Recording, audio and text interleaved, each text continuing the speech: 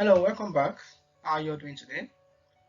Hopefully this should be our last class on ancient economic thought. So in today's class we're talking about Thomas Aquinas and Ibn Khaldun or Khaldun. So we have our lesson outcomes, which is to study Thomas Aquinas and his principles, Ibn Khaldun and his principles. So Thomas Aquinas. Saint Thomas Aquinas, 1225 CE to 1274 CE, was a Catholic theologian and doctor of the church. So this is just a mere introduction to who we want to talk about today. He was born and died in Italy. Saint Thomas Aquinas is primarily remembered for his intellectual contribution to Catholic theology. He reconciled the political philosophy of Aristotle with the Christian faith. So this man is primarily a theologian, a Catholic theologian, okay, and he combines some of the things that Aristotle said and mix it up with religion, with Christianity, so to come up with something nice. So some of Aquinas' principles, I've explained some of these things when talking about Aristotle and Plato. So whenever we have shared principles, I'm not going to dwell too much on them. Private property. So Aquinas also believed in private property and he gave his reasons. So first, private property is a desirable economic institution because it complements man's internal desire for order. So here what he's saying is that when you're allowed to own your own and then I'm allowed to own my own, so there is orderliness. So if we are not allowed to each own our properties, then there might be disorderliness in a given country or in a state or in a dynasty. So hence the ownership of possessions is not contrary to the natural law, but an addition due to the devised by human reason. So what is the natural law? So I think it is important to understand what the natural law is. The natural law is just talking about reasoning. That by nature, every human being has been given reasoning as an ability. So that's just it. So I've written here, the natural law states that nature has placed in every man the ability to reason, which guides all of his actions. So I don't know, some people want to call it instinct. I think reasoning should be more than instinct. Animals are the ones that are moved by instinct. So human beings are capable of reasoning. So as a matter of good thinking, human beings should own property. So that's what he's trying to say here. Alright, so let's go over what he said again. Private property is a desirable economic institution, that is, it's something that everybody desires, naturally speaking. So I combine the natural law to what he's saying now. So naturally speaking, people want to own private properties. So and why? Because it complements man's internal desire for order. I think I mentioned it in one of our previous classes. And when something belongs to everybody, it is different. The way you're going to take care of it is different from when something belongs to you. This is mine. So our thing is not my thing is not our thing. This is mine. So there's a way to take care of it. So, and I think, I don't know if I spoke about public toilets, the way people handle public toilets and the way people handle their own private toilets, So it's different. As the ownership of possessions is not contrary to the natural law, but an addition due to devised by human reason. Alright, and I've said natural law. Okay, another reason he gave was Aquinas believed that private ownership of property is the best guarantee of a peaceful and orderly society, for it provides maximum incentive for the responsible stewardship of property. It is the same thing that I've said before. Alright, so when I own my thing and you own your thing, so there is going to be a tendency of a peaceful coexistence among all of us, So this is my book. So the way I take care of my book is going to be different from if we say this is our book and there is no individual that is solely responsible for that book. So you can, I don't know, you can just check that out. Look at the books in the library, how people handle them, how people take care of them. So is that the same if they're not being monitored? So compare that to the way they handle their own private books. So it's different. So when you allow each and every one of us to own things individually, alright, so peaceful coexistence is bound to happen.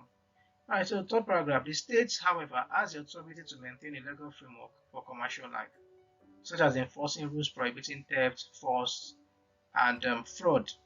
Okay, in this way, civil law is a reflection of the natural law. So he also mentioned something about the civil law. There are like 4 laws that Aquinas mentioned, but we're just looking at the ones that are our business, right?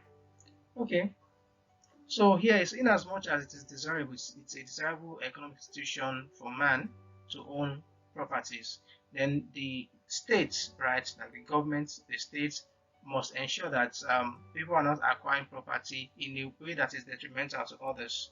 Okay, it shouldn't be by crime. That's why you have theft. It shouldn't be by fraud, and it shouldn't be by force. Okay, something does not belong to you, and you are taking it by force. So, in as much as private property is, good, it's encouraging. So, ensure as a state that people are not acquiring private property by fraud, by criminal activities. Okay, so that was just what he said about that.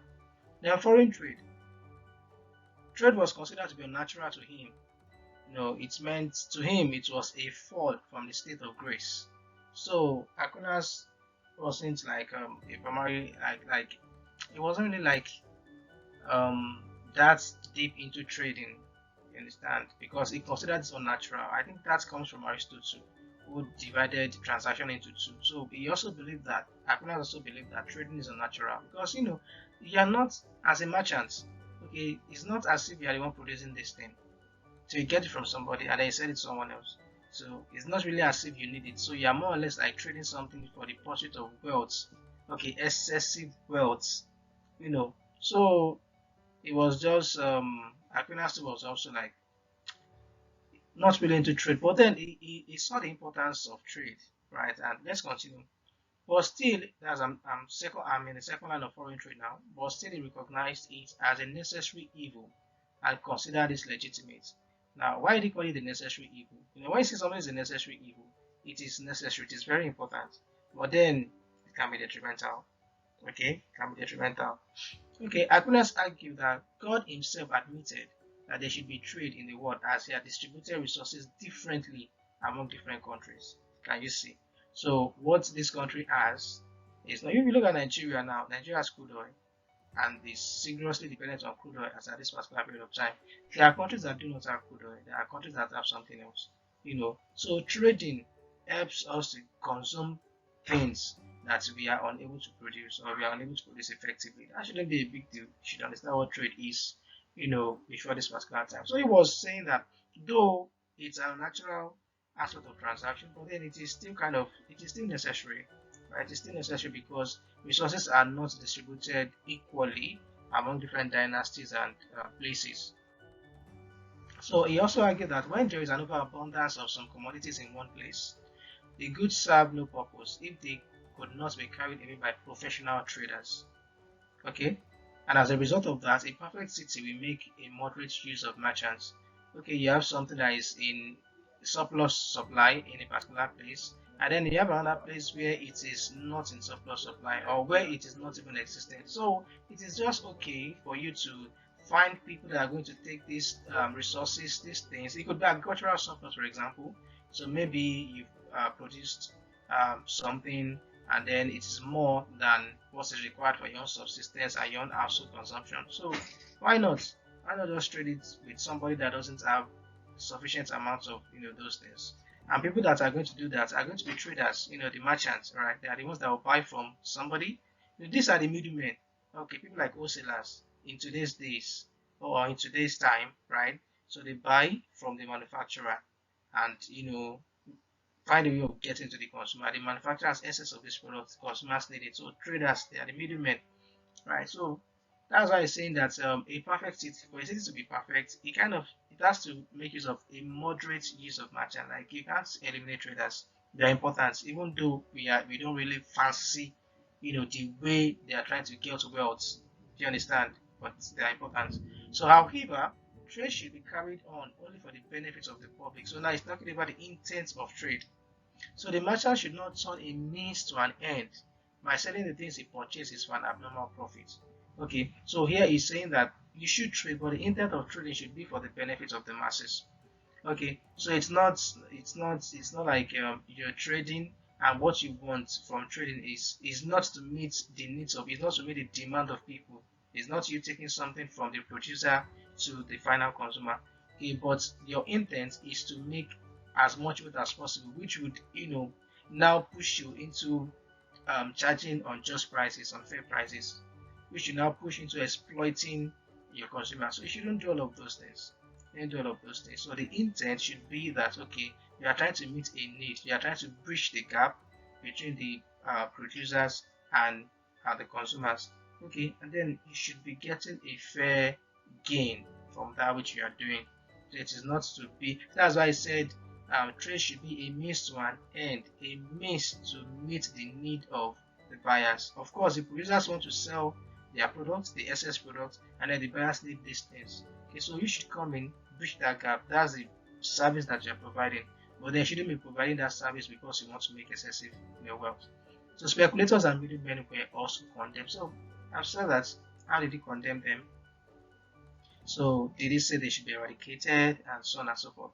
Now let's move into just price. Just price and fairness. So he argued that prices should be determined based on fairness, equity, and ethical considerations rather than solely market forces. Okay, so here I don't think here the market system, the invisible hand, has not been. It's kind of been insinuated, but it's not like it was those terms were really used in this period. No, so I've said it like if you're writing an exam and you have to be careful with the language that you're using. Okay, you just have to be careful with the language that you're using. So the market forces are there, they work. Do you understand? But it's not in the way that we have demand, supply, equilibrium price, equilibrium quantity. No, so that one is for a later era. Okay. He agreed with Aristotle and improved Aristotle's submission. Okay. While it is still wrong to sell something for more than it is worth, it is not wrong to sell something more than one paid for it. So that's the difference. For Aristotle, if you remember the bread, I think was it bread or shoe, the shoe example. It was saying that you bought the shoe for 2,000 naira, and then you're selling the shoe for 3,000 naira. You bought the shoe 2,000 naira in a different place, and then you are selling the shoe for 3,000 naira in a different place. Then you are charging an unfair price. The price is unjust. Okay, but Aquinas is saying that it is not really like that. Why? Because you that you're selling the shoe, you being the middleman, you being the merchant here, you are providing a service. You are providing a service, and the service you are providing is risky. Let's just continue. So Aquinas recognized one can do something productive that improves the value of a good and adjust prices to reflect the improved value. Can you see? So I could, of course, buy something from you, but then I could add value to it. So if I have added value to it, it has become a different good entirely, and I could by that charge a higher price, which is still fair, like a higher price that is still fair, right? So for the commodity, so e.g. transporting the shoes would add more to the cost. That's from distribution. I should reflect its new price. Okay, that's for shoes. What else can I even what or like let's say I'm trying to look for a simple example. Okay, if you have cotton and then you add a little bit of something to it and turn it into clothes, then you're right, you've improved the value of cotton. Okay, now that the cotton is embedded in the clothes, you shouldn't sell the clothes. You should sell the clothes more than the amount you bought the cotton, because now you've done something, you've added something to cotton to make clothes. So that's one point. So if there's any way I've added value, but if you're not looking at even that, okay, here the value creation is in bringing the shoe from a place of need and transporting it to a place from a place of surplus and transporting it to a place of need. You understand? So you've added value to that shoe. That shouldn't command the same price anymore. But then still be fair with the price that you're charging. So he also noted the risks a trader might face in transporting goods from one place to another and must thus be compensated for it through higher prices. Okay, for example, you might be open to debt. Okay, so and let in fact not even that, you might be open to shipwreck. So let's say you are taking these shoes, you understand, from a different country, and your container now into this language has to pass through the sea. What if there was a shipwreck? You understand? So all of these are costs, right, that you have to factor into the price that you are going to be charging eventually. So that was improvement he made on what Aristotle said. I believe you can take it from there. So he didn't condemn trade outright, but postulated that it all depends on the motive and the conduct of the trader. Aquinas also argued that if sellers can willingly part with their goods in the face of an urgent demand for it, they have no moral right to charge an unjust outrageous price by taking advantage of the buyer's bad condition. So yes, talking about trade. Okay, so now let's just look at this example to understand what he meant. Why raise the cost of building materials in the wake of natural disasters? Did it add to your production cost? Okay, so now they noticed that some traders were adding to their prices in times of natural disasters. Something evil happens and the people are in need. So instead of you to be fair to them and consider their situation, okay, you do not do that. You now charge them more higher prices. So why are you charging them higher prices? Is it that your cost of production is now great? Is now greater than what it used to be. So why are you charging them higher price? So be considerate. So that was what he was saying. Be considerate. All right. That's that about that. Then talking about usury. Agoras argued against usury as he considered lending money for earning more wealth as a worst form of earning money. So usury was wrong because it was selling. It was the selling of money. Okay, which as a measurement cannot be sold. So he was looking at it that why would you be doing this thing? So you are selling money. So that's just it. And to him, it was the worst form of the worst way you can make money ever was for you to be selling money. It is not creating any value. We spoke about this past. All right. We also talked about the economic functions of the state. Now, the state was regarded as a great private economy to which the independent domestic economic idea was applied. Now, the main source of the income of the state were the estates, which included the buried treasure, reversion of property to the king in the absence of its owner, um, etc. So taxes in the modern sense did not exist. So the way the state was getting its own money was through buried treasure. Maybe you recover buried treasure, and a property owner dies, or you can't find him, then the state takes over it, and so on and so forth. Now, the state was to perform the following functions: the maintenance of the population, provision for the poor, establishment of safe and free roads, and so on and so forth. Okay, a system of weights and measures and a special coin. It was just go through all of these things. We spoke about them when we're talking about the guardians, the auxiliaries, philosopher king, and so on and so forth. All right, I'm just trying to see if I can finish this class. Okay, so Ibn Khaldun, I don't that may not be the right pronunciation, right? But that's just what I call him, Ibn Khaldun. All right, he lived his duration of life was from 1332 to 1406. He was born in Tunis, Africa here, Absid Sultanate. Okay, so we have some things written here. So I don't think I'll be reading all of these things, but this is the picture of the great man. And there were things this guy said, or this man said, that was now they weren't noticed. They weren't noticed. So Adam Smith spoke about those things like later in the future.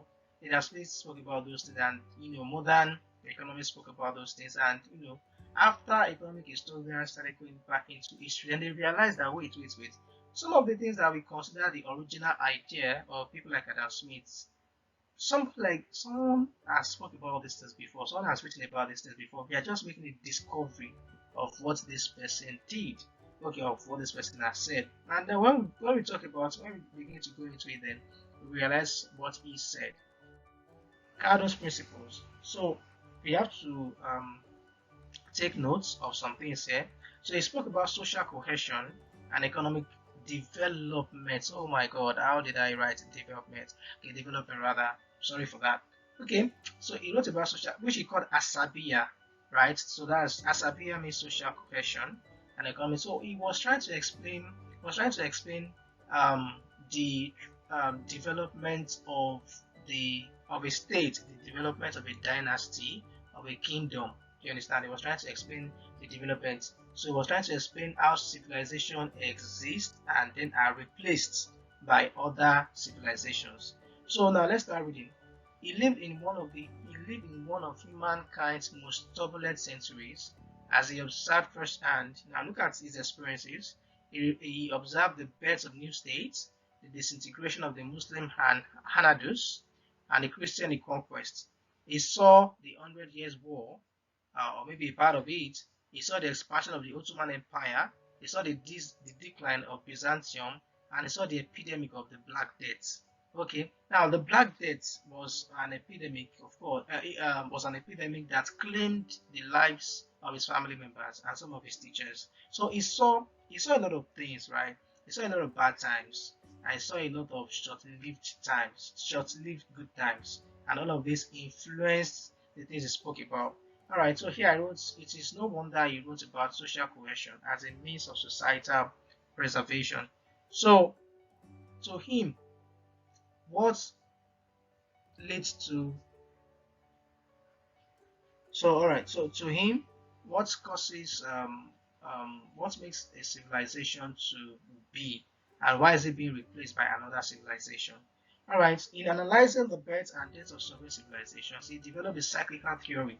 Okay, so cyclical theory of development, something like that, where he compared civilizations to natural organisms that are birth. Of course, natural organisms, they are being given birth to, they grow, they mature, and they die. Right, so which you can call like the four stages of development, and he ascribed Asabiya as a cause of some great civilizations. Now, Asabiya, what does Asabiya mean? Asabiya means social cohesion, right? And Asabiya means the bond, the solidarity, and the shared consciousness of a group of people, irrespective of blood relationship. Now, they might be related by blood, they might not be related by blood. But then social cohesion refers to the bond, the solidarity, you understand? The unity that exists. Now, when you say bond, like something that strong rope that ties people, that strong invisible rope that ties people and make them to have common goals, shared values, and so on and so forth. So to him, what makes a civilization to develop, starts from this social cohesion that he refers to as the Asabiya. All right. So, and the way he sees it, okay, you have small group of people that are strongly bound together. They strongly bound together. They share a very high sense of solidarity. But then they don't have a lot of material. They have little material wealth, like little. But then what they have martial spirits. When it's like martial hearts, right? So they have martial spirits, like to fight, to survive. They go to fight. They go to survive. They share strongly among them. Okay, so now these people, it starts from that high level of social cohesion and low material wealth to growth, to maturity, and then this set of people go on to fight against greater civilizations or advanced civilizations and conquer them. Now, the difference between them and the civilizations that they conquer is that these civilizations that they conquered have become urban and they become wealthy. So they have more wealth and then they lack the social cohesion. They have a lot of people now, which are multicultural. Okay, a lot of people, and then this the social cohesion, that bond is not as strong as it used to be. It's not as strong as it used to be, but they have wealth. The thing is, it's like in maybe your country, for example, now maybe in the US, let's say in the US now. So you're talking about social cohesion in a place like that. Are you kidding? Are you for real? And it's like people are comfortable, people are wealthy. So like that bond, you can't compare it with a group of small people like nomadic headers now. Okay, you can't compare that bond with their own bond, that shared value. They see themselves as one. Okay, so what makes a civilization to exist is that bond. Okay, like I've mentioned before. So now you have this small group of people going against their civilization and conquering them. So they conquer them, they take over. Now, I said initially that these people lack wealth. Okay, but they have fighting spirit. They have bond that binds them together, a very strong one. But the thing is, this the civilization that they replaced, they end up becoming like them. Okay, because they also begin to grow. Now they begin to acquire wealth. They begin to get so comfortable. Now, as they are growing, they are increasing in number, increasing in wealth. Their social bond begins to weaken. So it weakens and weakens and weakens until another small group of people that share strong asabiya and small cultural wealth or low material wealth, until this group of people come and fight against them and displace them.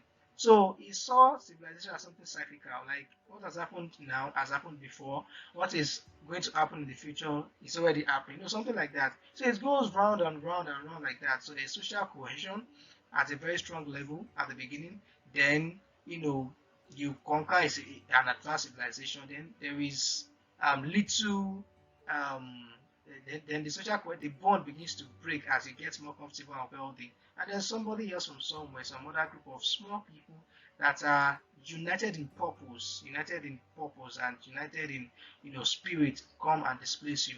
And those people are still going to be displaced by people like them in the future. You understand? So like it goes on and on like that. So that was the way he saw civilization.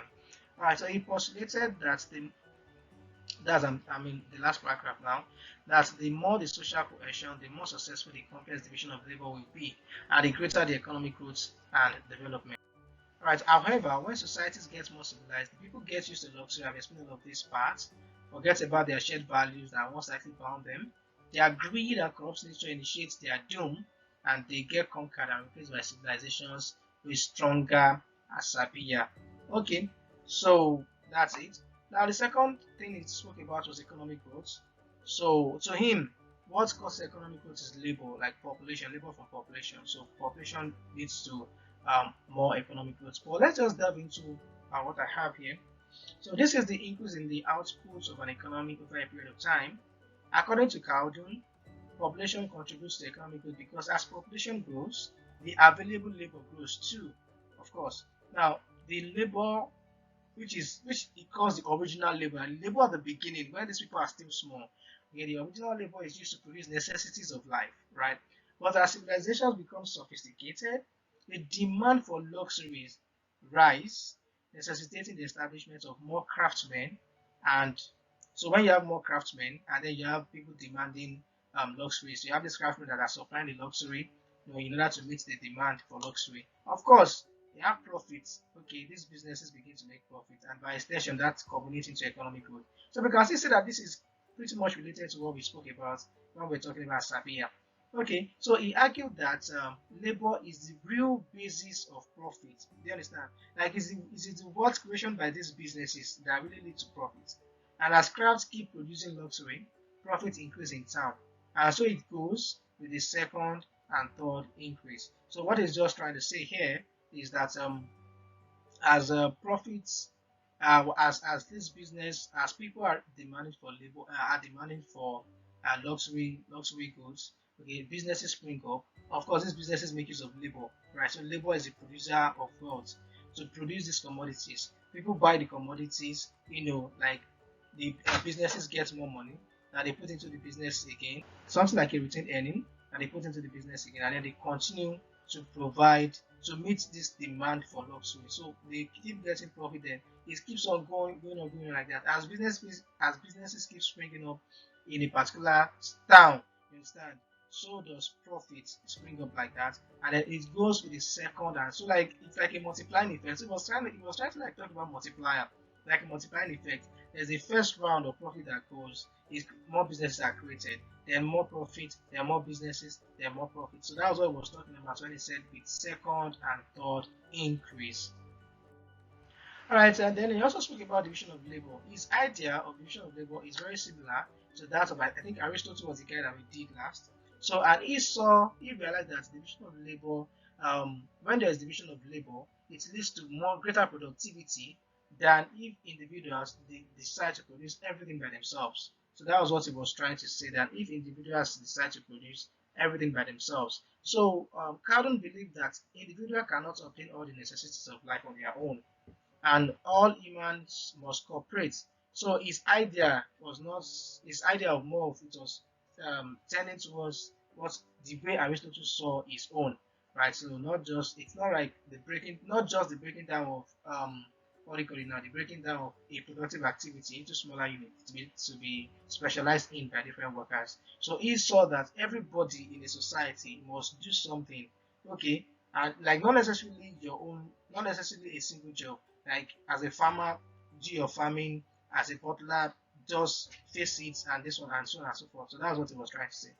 So he postulated that what is obtained by the cooperative efforts of a group of people satisfy the needs of a number many times greater than themselves. So by the time one of these people, he specializes in what he or she knows how to do best, their combined efforts will lead to the production of commodities that is greater than what they intended to produce for themselves alone.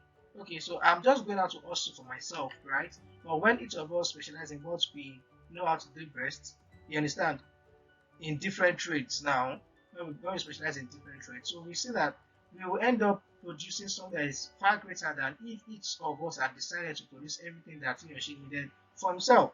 So, for instance, no one by himself can obtain the share of wheat that he needs for food. Okay, fourth line here. But when 6 to 10 persons, including a smith and a carpenter, do you see now? A smith is different. You face your own trade, maybe a goldsmith, silversmith, whatever, a blacksmith, and a carpenter undertake to obtain their individual share of food. So each of them are just going to also for their own food, but by specializing in what they know how to do best based on their skills, different skills. All right, to make the tools, to take care of the oxen, the plowing, the harvesting of ripe grain, and all other agricultural activities, either separately. All right, whether we do it on our own or all of us come together and we say, okay, let's agree.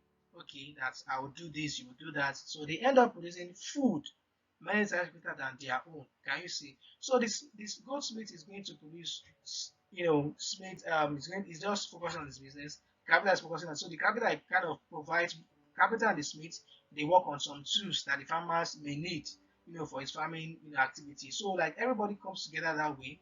We There is this kind of interaction that goes on, this kind of cooperation that goes on. So I might venture out individually to do something, and then we might agree that, okay, as a goldsmith, as a blacksmith, you do this, as a carpenter, you do this, that the farmer is going to need for his own. So it's different from when the farmer is trying to like provide his own tools by himself, do the farming activities by himself, and so on and so forth, like that. So that was the point he was trying to make. So which was like a very good point, a very, very good point. Okay, the next that we're going to talk about is Caldon Laffer curve. Caldon, like Caldon and Laffer, Dr. Laffer, I think that's his name. So, talking about taxes. So, according to him, at the beginning of a dynasty, okay, taxation yields a large revenue. Look at the time this guy said it, and look at the time Dr. Laffer said his own. Like, the difference in time is so wide. All right, taxation yields a large revenue from small assessment. When you say small assessment, you mean small economy. So, which means at the beginning, when civilization is starting out, right? So government charges low tax rates, and so because when businesses look at it, okay, in ratio to their profit or to their profits, and they look at the tax they are paying to the government is small compared to compared to the profits they are making. So they are encouraged, you understand, to do more business. You understand? But then it gets to a point that as civilization increases, the government becomes greedy. They begin to spend on luxury, so they begin to charge businesses high tax rates. So as they are charging businesses high taxes, of course, what is going to happen? They generate greater revenue, which they still use to sponsor their own luxury, their luxurious spending and wasteful public expenditure. So there's an increment in government size. When you're talking about government size, you're talking about the expenditure of the government. There's an increment in government size, and because the money they are generating is for luxury, they are more of, something as if they kind of missed what they are meant to do. They missed their purpose, something like that, their original purpose. So like government officials want to enjoy themselves. Okay, the ruling class want to enjoy themselves. They start to waste money. Okay, and then because they are getting their money from businesses begin to feel the pain. So as businesses are growing, the tax rate as the tax rate is also growing as the economy. So like it gets to the point that businesses begin to like they begin to shut down. The economy is growing, but the tax rate is crazy. So businesses begin to shut down, and then the tax revenue generated now that you have now that you have a bigger economy is now smaller than the tax revenue that you were generating when you had a smaller economy. And if you look at what Otto Laffer was saying, I don't know, I should have put the curve here. You have a curve, that is just like your total cost curve. The tax revenue, tax rate, and tax revenue. So as the tax rate is increasing, tax revenue is also increasing. Then it gets to an optimum point of taxation. That if you were to increase the tax rate again, the tax revenue begins to fall, even though your economy is kind of larger now because businesses are getting discouraged. The tax that you are charging them now is eating up almost all of their profit or eating all of their profit. So what's the point of being in business? So that was what Calvin was saying. So look at the time he said it. I think 1220 something. You understand? And it's just so great. His idea was just so great.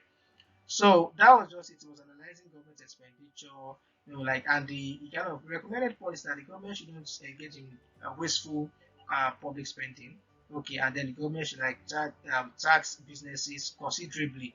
All right, don't there shouldn't be excessive taxation, and then the government should control their own wasteful and luxurious spending as well.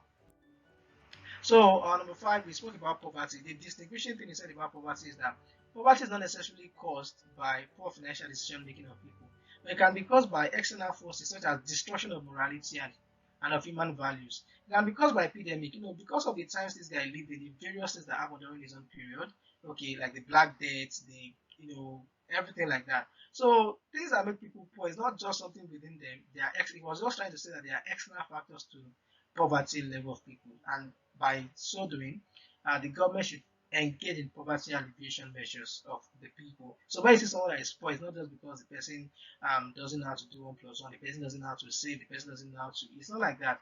There are external factors that can destroy somebody and render the person poor. Like look at him, for example, Black Death epidemic that wiped off his family and wiped off some of his teachers. It wiped off a lot of people during the era that it happened. So it automatically it made a lot of people poor.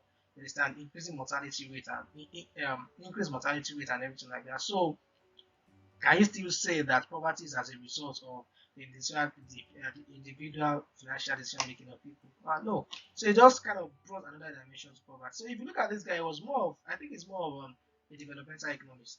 And one thing that you should observe that I think I appreciate from this from Cowden was that he was making conclusions based on the observation of his time.